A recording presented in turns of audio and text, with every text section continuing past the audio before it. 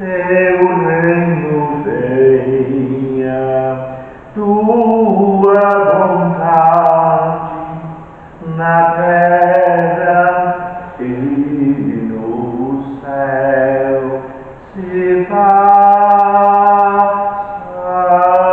O nosso pão de hoje dá-nos, nossas dívidas perdoa, como nós a quem nos deve, e livra-nos das tentações e dos males deste mundo, porque teu é o reino e o poder e a glória. Olá, meus irmãos, minhas irmãs. É sempre uma grande satisfação poder revê-los através do estudo da Palavra de Deus. Hoje estamos iniciando um novo trimestre de lições, e lições muito bacana, porque vem trabalhar um tema extremamente importante, que é crescendo em um relacionamento com Deus. Nada melhor, né? Para termos ações mais acertadas em nossas vidas e em nossa jornada espiritual. Para tanto, antes de iniciar esse estudo, eu gostaria de convidá-los para uma palavra de oração. Senhor Deus, muito obrigado, Senhor, por esta bênção maravilhosa que Tu nos concedes, de podermos abrir a Tua palavra e buscar sempre nela o sustento para a nossa fé. Nos capacite ao estudo, prepare-nos, nos dê sabedoria para não só entender, mas como também para praticar e para ensinar aqueles que nos cercam. Prepare-nos para o Teu reino, é o que te pedimos, agradecidos em nome de Jesus. Amém, Senhor. Uma vista objetiva desse tema que nós estudaremos é lembrar que, independentemente de sermos crentes ou não, todos nós precisamos desenvolver um relacionamento com Deus.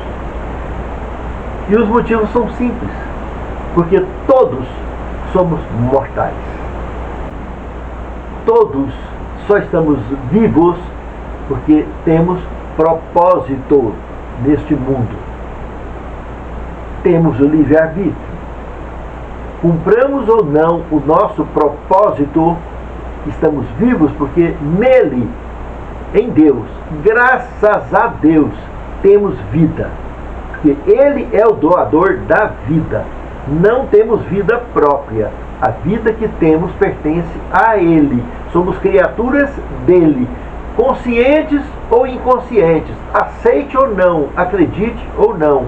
Ele criou tudo e todos.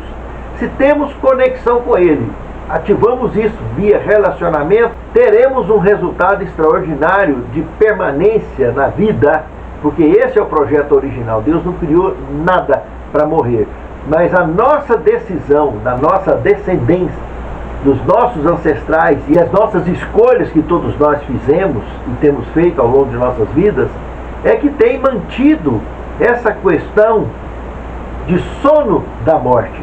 Por que sono da morte? Essa interrupção criada para que, enquanto um morre, qual o motivo que alguém morre? Ou cumpriu o propósito, cumpriu a missão, ou não cumpriu e nem ia cumprir com a missão, e outro vem, então, para dar sequência ao que ele fez, se cumpriu, ou para fazer o que aquele tinha que ter feito e não fez, e mais o que ele teria que fazer. Esse é o propósito do sono da morte.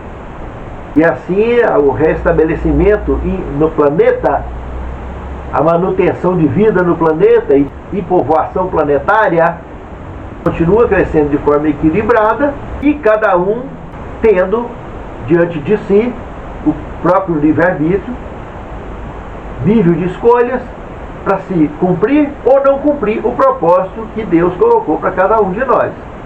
A questão é o nosso relacionamento com esse Criador é que determina o nosso destino.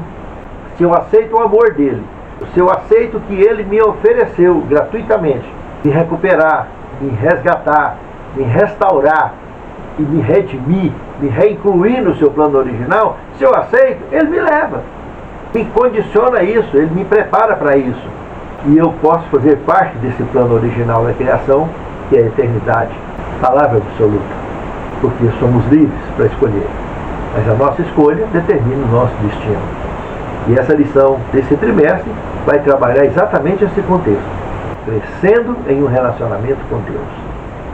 No primeiro tema do trimestre, então, enfrentando a realidade. Muito sério isso, hein? Ser prático. Enfrentar a realidade. Porque muitos, às vezes, ignoram. E aqui temos o texto inicial, que é João capítulo 15, verso 9, que diz o seguinte: como meu Pai me amou, eu também amei vocês. Permaneçam no meu amor. Irmãos, desde quando o conselho é ordem? Conselho não é ordem, não é lei. Conselho é conselho. Jesus aqui deu um conselho, ele não deu uma ordem. Ele não está obrigando ninguém a amar ele ou andar com ele. É incontestável que ele é o Criador. É incontestável que ele nos mantém. Ele falou com os lábios dele: eu sou o caminho, a verdade e a vida. Ninguém tem vida senão por mim. Ele foi claro. Não tem conversa. Não tem discussão, não tem questionamento algum. E ele dá um conselho: permaneçam no meu amor. Permanecer no amor dele é buscar diariamente escolhê-lo. Estar em conexão com ele todo dia. Se não é isso, perdeu o sentido. No segundo tema, nossa condição. Aqui, irmãos, na lição passada, nós trabalhamos bastante nesse tópico de Apocalipse capítulo 3, e a lição, por ironia do destino, entra exatamente pegando nesse tema, para mostrar, para que um relacionamento com Deus possa ser exercido de forma clara. A primeira coisa que já foi dita aqui foi enfrentando a realidade. E para enfrentar a realidade, a primeira coisa é olhar a nossa condição. Será que eu estou frio? Será que eu estou morno? Ou será que eu estou quente? Se eu estou quente, Cristo mora dentro do meu coração. Ele não bate para entrar, ele já governa. Ele escolhe, ele me auxilia, ele me guia nas minhas escolhas. Ele é o leme da minha vida. Mas agora, se eu estou morno ou se eu estou frio, ele está fora. E ele, nessa mensagem, ao último período da igreja, que é a igreja de Laodiceia, começa no capítulo 3 de Apocalipse, do verso 14 em diante. Irmãos, logo no verso 14, ele já se identifica como uma fiel testemunha, o princípio da criação de Deus. Ele não só é criador, mas é testemunha da criação. E afirma isso aqui antes de iniciar os aconselhamentos para a igreja, para o último período da igreja cristã sobre a face da terra, identificado na palavra de Deus como Laodiceia, que não é uma religião A, B, C ou D.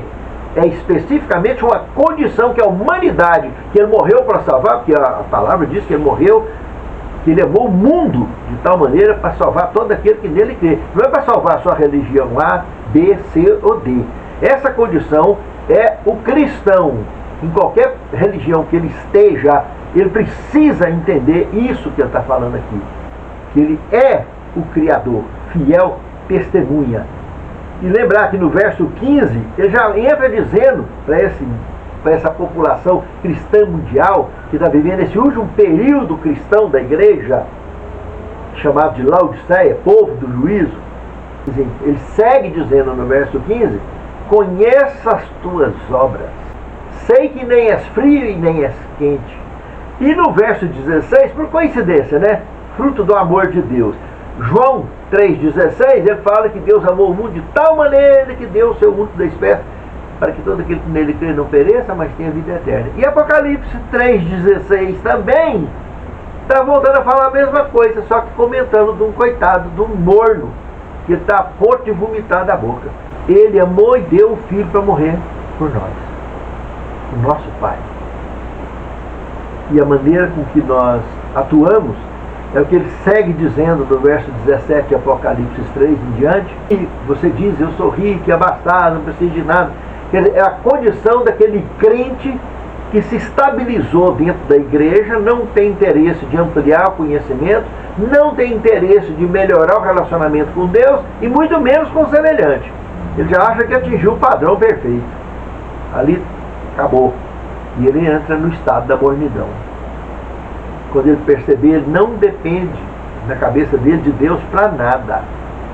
Ele não depende do semelhante para nada. Essa é a condição doentia que ele entra. Por isso que Jesus diz para ele: eis que estou à porta e bato. Ele entra dizendo, antes de dizer que ele está na porta e bate, que está só lá no verso 20 do capítulo 3, ele ainda explica, ele dá conselho que a gente deve adquirir dele as coisas para poder enriquecer de fato espiritualmente.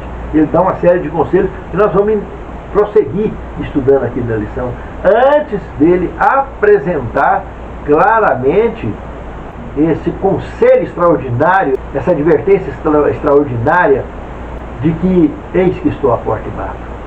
Eu estou aqui, não importa se você é frio, se você é crente, se você é morto, eu estou aqui.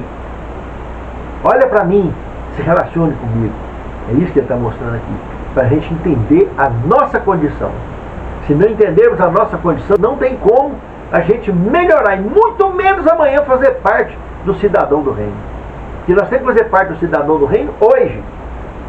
A nossa decisão é hoje, a nossa escolha é hoje, é diária. Do contrário, amanhã ninguém vem de uma hora para outra. Se não vai hoje, como que vai amanhã? Vai acompanhar a mulher de Ló direitinho. Estátua de sal. E as cidades então vai virar uma praia, né? Aquela areia branquinha diante do fogo e enxofre que vai descer do céu. Triste, né, meu irmão? Triste demais.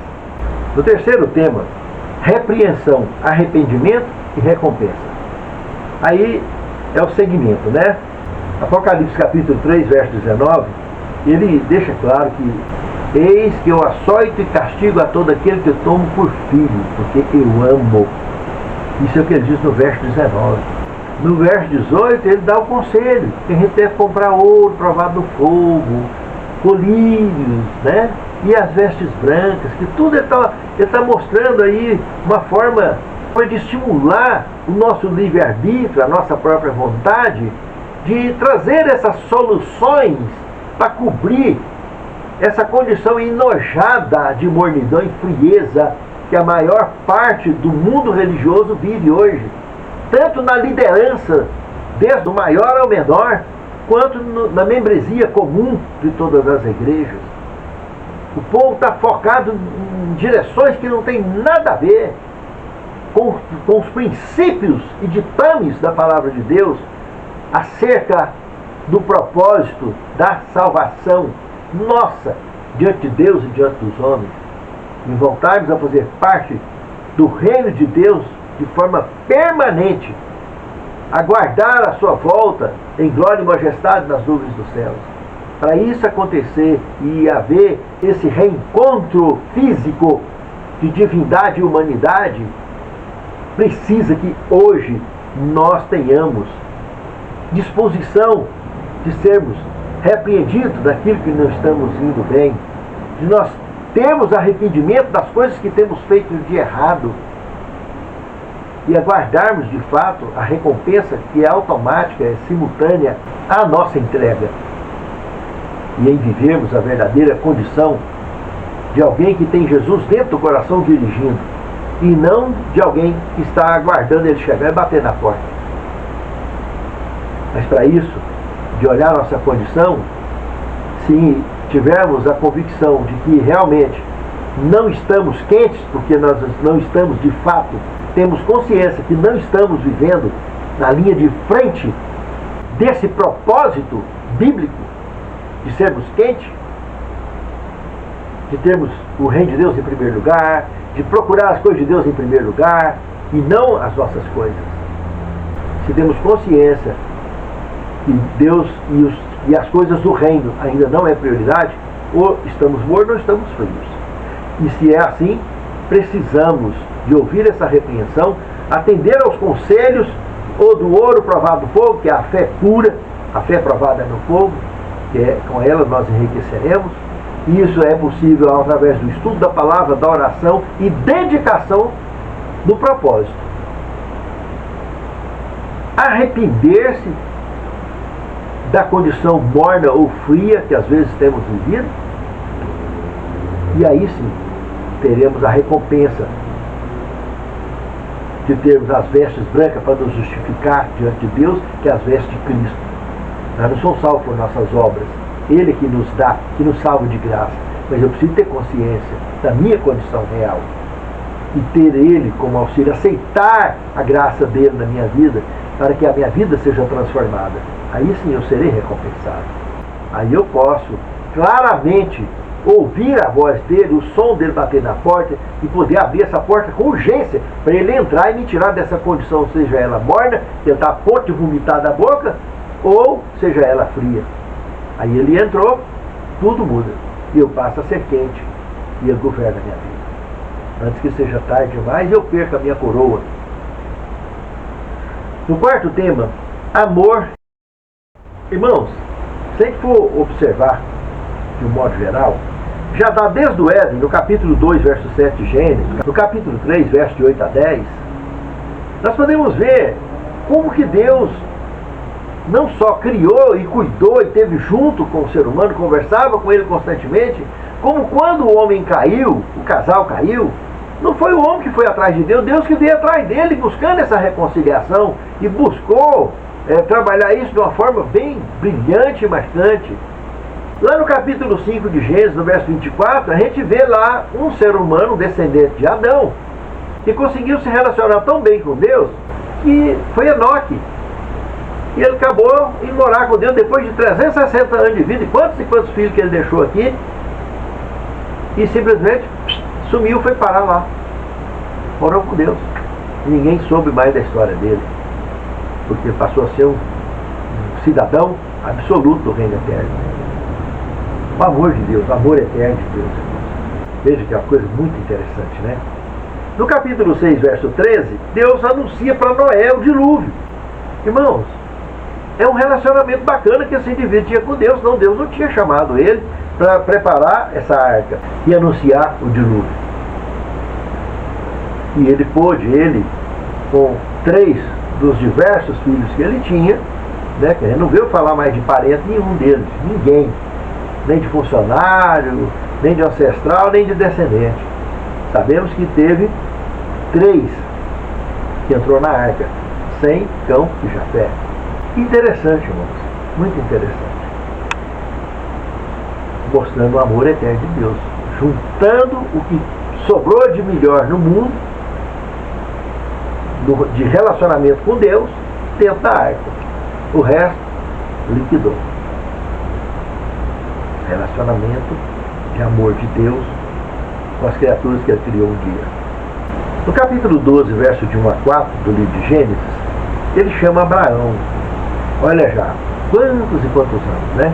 Mais de 300 anos depois do dilúvio, ele agora chama Abraão, que estava lá na Mesopotâmia, sul da Mesopotâmia, para vir para a região conhecida então, na época, como terra de Canaã, atual Palestina. Vir para ali, onde mais tarde, uma das cidades que tinha ali, que era conhecida como Salém, nos dias de Abraão, que inclusive Melquisedeque, um descendente de Abraão que não pecou, que assumiu o lugar do pai dele, lá dentro do Jardim do Éden, chamado Melquisedeque. Esse indivíduo morava ali em Salém, era rei e sacerdote de Salém, Melquisedeque. E Abraão foi convidado a encontrar com ele lá, 1.650 quilômetros de distância. Ele saiu lá do sul da Mesopotâmia, passou pela Síria, deixou o primeiro discípulo da fé, conhecido como Jó, e foi lá para aquele lugar. Encontrou com Melquisedeque, e todos conhecem a história. O amor de Deus, o amor eterno de Deus.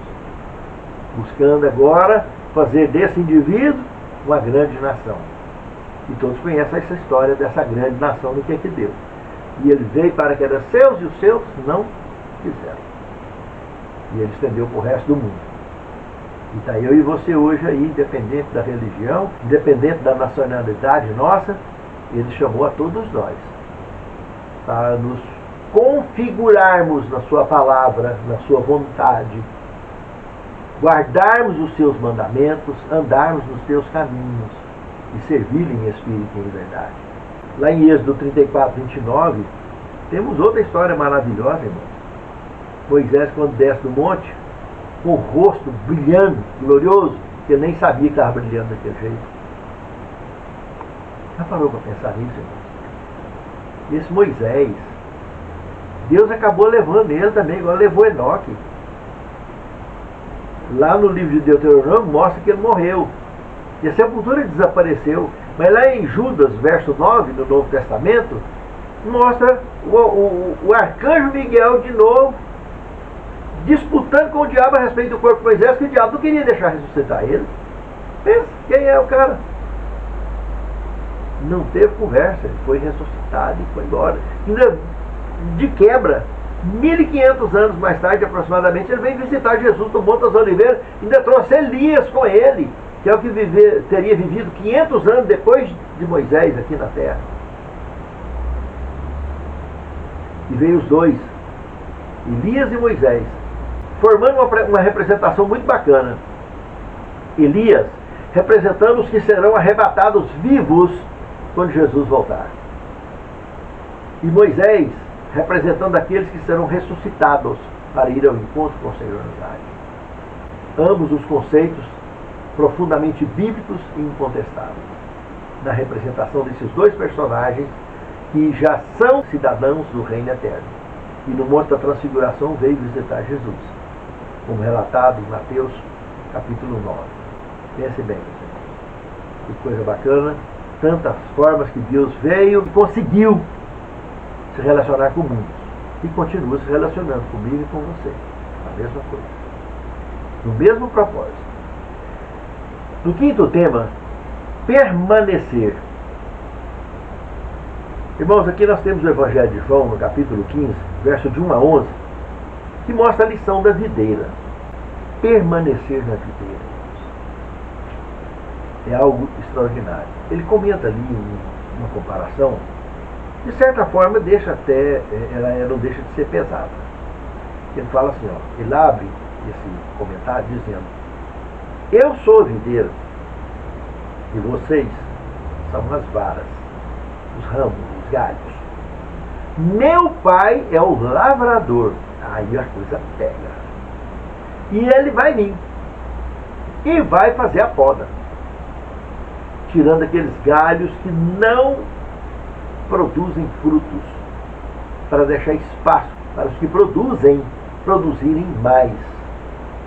E os ramos que ele cortou para secar, como uma história do joio e do trigo, lembra? O joio é jogado para secar.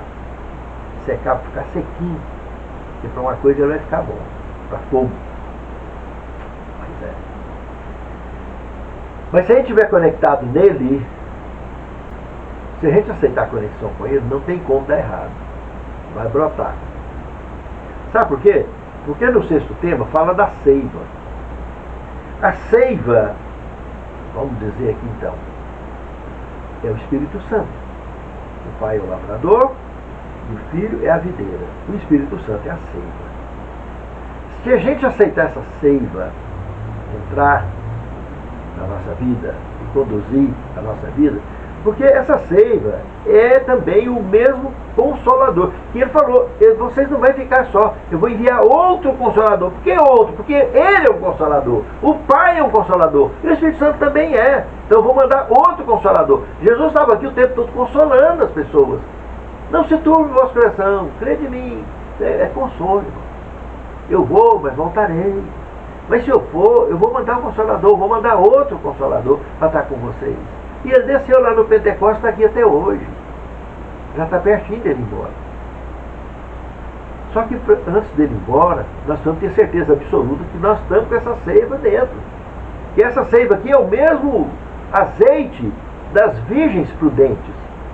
Tem que estar na quantidade boa que a gente aguenta atravessar a crise final.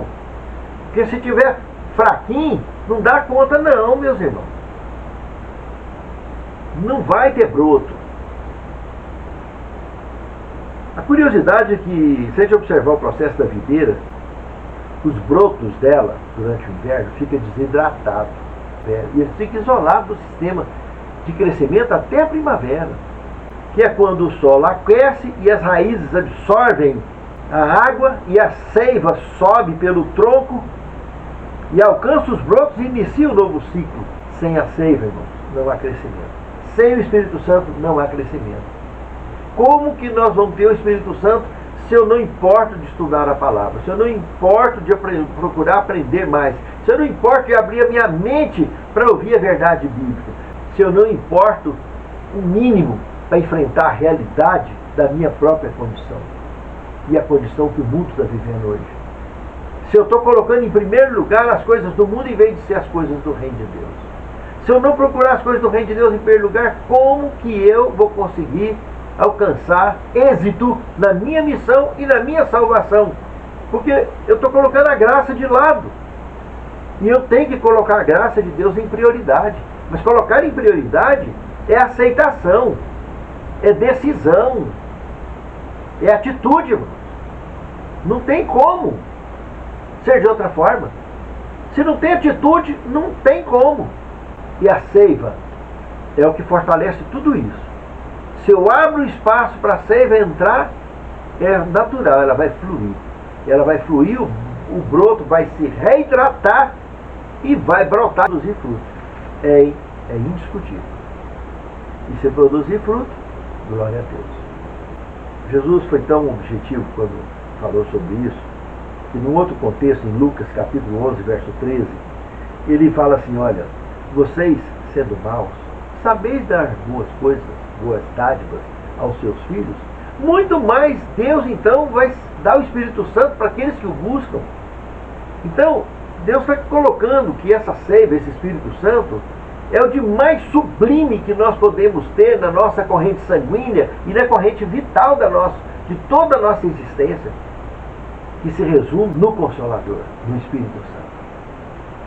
Eu tendo esse contato, essa conexão com Ele, irmãos, acabou. A minha salvação é absoluta, é plena, porque todo dia eu vou anoitecer e amanhecer escolhendo a Deus. Escolher, colocar em primeiro lugar as coisas do reino de Deus. Eu não vou abrir espaço para o vacilo.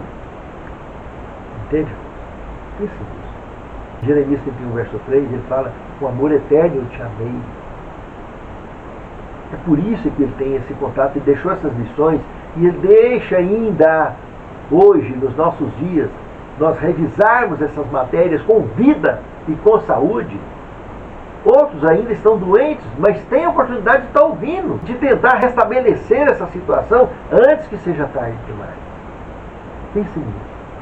É muito profundo. O sétimo tema, conexão exata. Tem um texto Desejar a Todas as Nações, na página 544, e também no manuscrito 67, 1897, que comenta aqui coisa bacana, irmãos, sobre esse tema.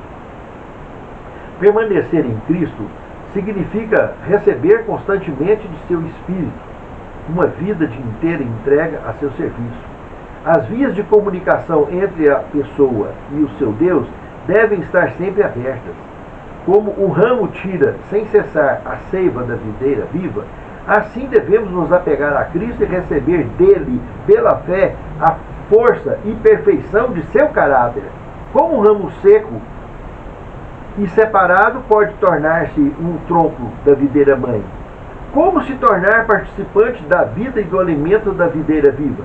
Somente sendo enxertado na videira, sendo levado a um relacionamento profundo com ela. Fibra por fibra, veia por veia, e o ramo se fixa firmemente à videira que comunica a vida, até que a vida da videira se torna uma com o ramo.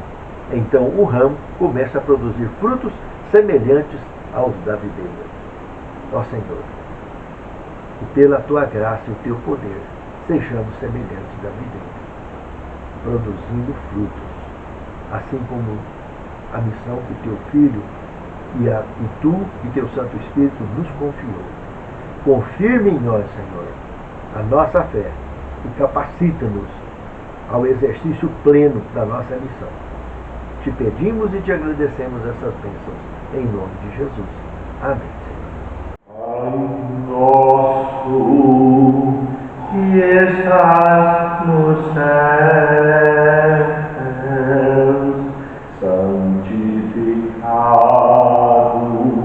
teu nome, teu reino venha, tua vontade na terra e no céu se faça o nosso pão de hoje, dá-nos nossas dívidas, perdoa